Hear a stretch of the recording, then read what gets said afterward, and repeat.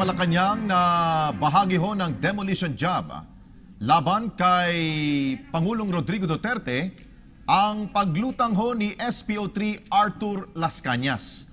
Nagsagawa ho ng press con si Las Cañas sa Senado kung saan sinabi ng miyembro daw ito ng Davao Death Squad. Gate ni Presidential Communications Secretary Martin Andanar, ang pagharap po sa media ni Las Cañas ay political drama lamang na naglalayong sirain at ibagsak ang Administrasyong Duterte. Naniniwala ang kalihim na batid ng taong bayan na isa lamang itong character assassination laban sa Pangulo.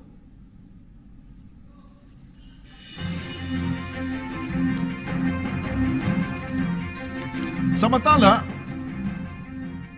inabsuelto naman anya ng Commission on Human Rights, Office of the Ombudsman, Senate Committee on Justice ang Pangulo sa usapin ng extrajudicial killings, pati na rin po ang pagkakasangkot sa kanya sa Davao Death Squad. Ayon pa kay Secretary Andanar, kinikilala ng pamahalaan na hindi madali ang reforma at hangad na pagbabago sa bansa.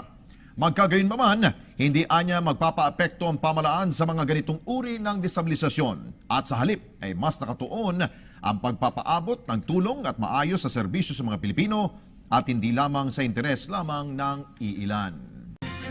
Iginiit ni Presidential Chief Legal Counsel's Attorney Salvador Panelo na maaaring maharap sa kasong perjury si SPO3 Arthur Las Cañas.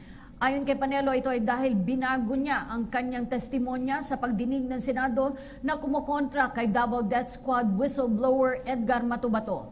Sinabi rin ni Panelo na basehan ito sa kaso, lalo pat nanumpa ito sa ginawang pagdinig ng Senado.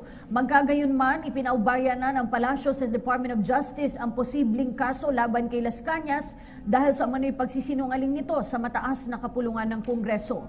Kumbinsido rin si Panelo na bilang abogado rin ng Pangulo, hindi nito gagawing mag-utos para gumawa ng krimen, kasama ng umano'y pagpapasabog ng mosque. Of course, hindi po pwede siyang i-demanda. That goes without saying. Yes. Yes. Will the government initiate any filing of charges? Yung DOJ na yun. DOJ. So, pero merong ganon. Most likely, yun ang mangyayari sa kanya. Sir, pero may claim din siya na nakausap niya mismo si nooy Mayor Duterte. Sinabihan pa raw siya, sige, basta malinis lang. Yung pagpapasabog daw sa mosque sa Davao, personal na inutos sa kanya. Alam mo, unang-una, the president is a lawyer. Lawyers don't do that. Hindi magagawa ng abogado yun na may gagawin kang isang kalokohan. Sasabihin mo ng direkta dun sa pinapagawan mo. So it's an incredible story. Hindi ka panipaniwala. Walang kredibilidad yun. Saka ang pagkakakilala ko kay Presidente Duterte, ang kinakausap niya lang yung very close sa kanya, like Mongo. Umani naman ng reaksyon mula sa mga mambabatas ang naging payag ni SPO3 Arthur Las Cañas. Kasabay dito ang pag-imok ni Senador Win Gatchalian sa Department of Justice na kasuhan ng perjury si Las Cañas. Si Jervis Manahan sa detalye.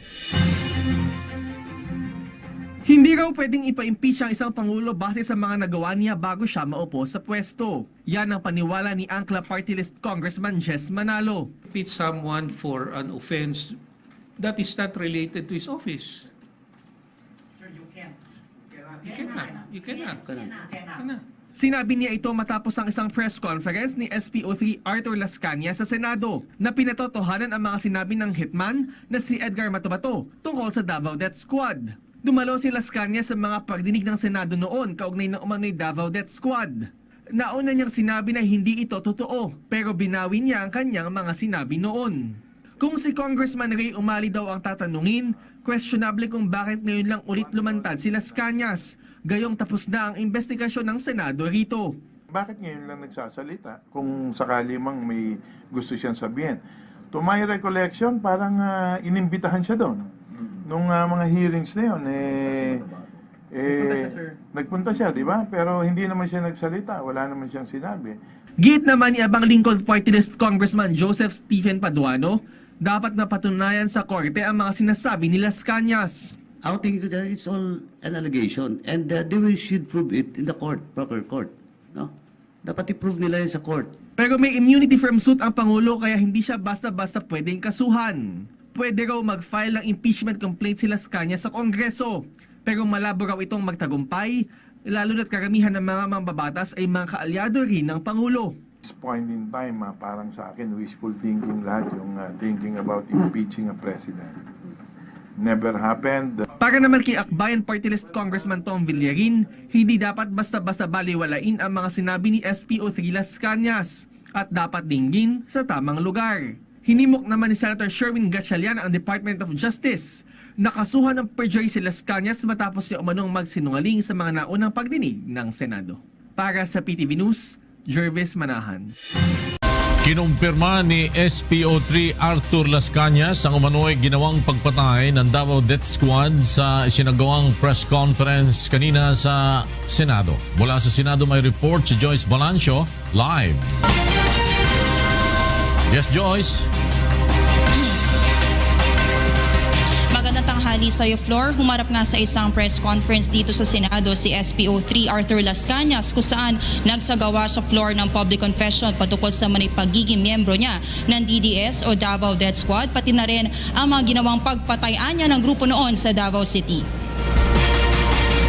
Kinumpirma ni SPO3 Arthur Las Cañas ang mga sinabi noon ni Edgar Matubato sa pagdinig ng Senado patungkol sa mga umunay kaso ng extrajudicial killings, partikular sa Davao City noon.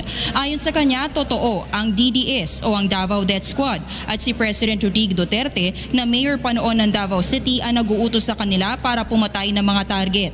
Kung minsan ay binabayaran anya sila ng 20,000 o 50,000 ni Duterte, depende sa laki ng kanilang target. Kabilang sa mga tinrabaho anya nila noon ay ang pagpapasabog ng isang moske sa Mindanao, ang pagmassacre sa isang pamilya kasama isang buntis at mga bata, pati na rin ang pagpatay sa radyo commentator na si June Pala. Dinitalya ni Las Cañas sa press conference ang pagplano nila ng assassination kay June Pala na ayon sa kanya ay 2 beses pa nilang sinubukang patayin. Na matapos nila ang trabaho, tumanggap pa niya siya ng 1 milyong pisong bonus direkta mula mismo kay Mayor Duterte noon. Naging emosyonal naman at napaiyak si Las Cañas nang ikwento na niya ang pagpapapatay niya sa kanyang 2 kapatid noon. Aniya dahil sa kanyang blind obedience at katapatan sa kampanya ni Mayor Duterte noon laban sa illegal na droga ay napilitan siyang ipapatay ang kanyang 2 kapatid. Sa huli, Floor, ay nanawagan si Las Cañas sa kapulisan na talikuran na ang mga pagpatay at sumunod na lamang sa batas.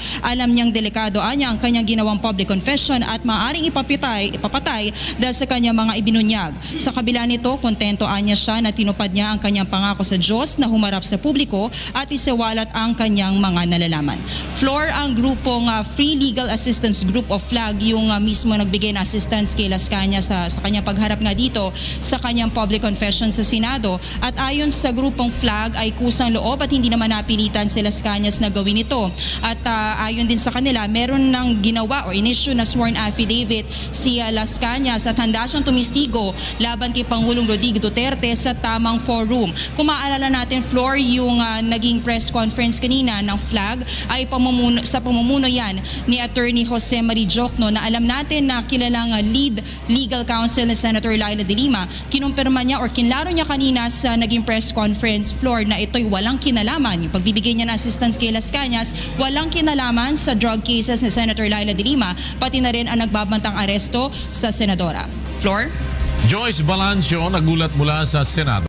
Sa ibang balita, 3 babaeng hukom ang hahawak sa 3 drug cases ni Senadora Laila de Lima matapos ma-raffle sa Muntinlupa City Regional Trial Court. May ulat si Pauline Requesto. Nairaffle na sa Muntinlupa City Regional Trial Court ang 3 drug cases na isinampa laban kay Senadora Laila de Lima. Hahawakan ng 3 babaeng judge ang mga kaso ni De Lima kaugnay sa pagkakasangkot di umano ng senadora sa bilibid drug trade. Hahawakan ng RTC Branch 204 sa ilalim ni Judge Juanita Guerrero ang criminal case number 17-165 na isinampa laban kina De Lima, dating Bureau of Corrections Officer in Charge Rafael Ragos at Ronnie Dayan. Si Judge Amelia Fabros Corpus ng RTC Branch number 205 naman ang hahawak ng criminal case number 17-165 166 na kinasasangkutan ni De Lima at pamangking si Jad De Vera. Habang RTC Branch 206 sa ilalim ni Judge Patria Manalastas naman ang hahawak sa criminal case number 17-167. Ilan sa mga respondents si De Lima, dating Bucor Chief Franklin Jesus Bucayo, ang inmate na si JB Sebastian at dating security aide ni De Lima na si Jonel Sanchez. Tatlong magkakaibang arrest warrant ang maaaring ihain laban kay De Lima oras na makakita ang mga hukom ng probable cause sa paglabag sa RA 9165 o ang Comprehensive Dangerous Drugs Act of 2002. Maghahain na umano si De Lima ng mga mosyon para questionin ang jurisdiksyon ng Muntinlupa City RTC sa mga naturang kaso. Dumating naman ng ilang mga taga-suporta ni De Lima, kabilang na si dating DSWD Secretary Dinky Soliman. Panawagan nila na ibasura ang peking ebidensyang inilalabas laban kay De Lima. Atin inaasahan na ang tatlong nakakuha ng mga kaso, mga husgado na ating inaasahang magiging makatarungan. Samantala, ikinalugod ng Volunteers Against Crime and Corruption Chairperson Dante Jimenez ang paggulong ng kaso laban kay De Lima. Isang hakbang umano ito para makamit ang hustisya para sa mga biktima ng mga krimen at karahasan na may kinalaman sa iligal na droga. We hope that no dilatory tactics will be employed dahil dito po nagiging problema ng ating justice system. Para sa PTV News, Pauline Recuesto. Iginit ni Presidential Chief Legal Counsel Attorney Salvador Panelo na dapat ituring ni Senator Laila De Lima na pagkakataon na masagot sa tamang venue ang kinakarap na kaso ukol sa munoy pagkakasangkot nito sa drug trade sa New Bilibid Prison.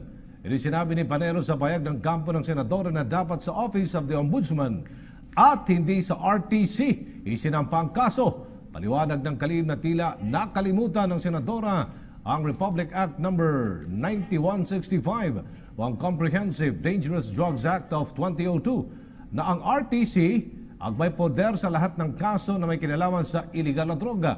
Idinagdag pa ni Panelo, hindi rin nagamit ni De Lima ang karapatan nito dahil hindi ito nagsumite ng counter affidavit sa naturang kaso.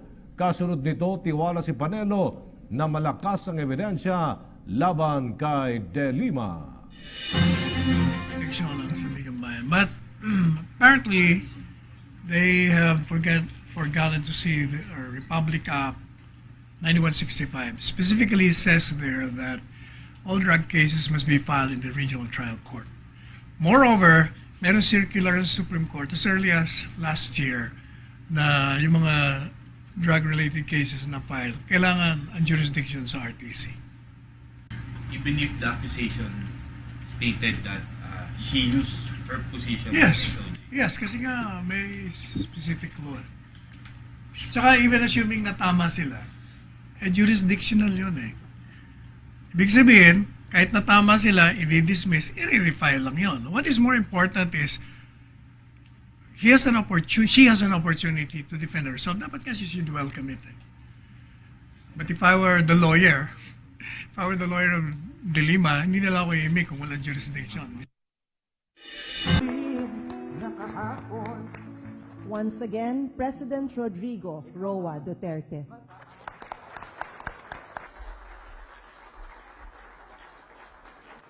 So, in spite of your busy schedule to be here, from here on,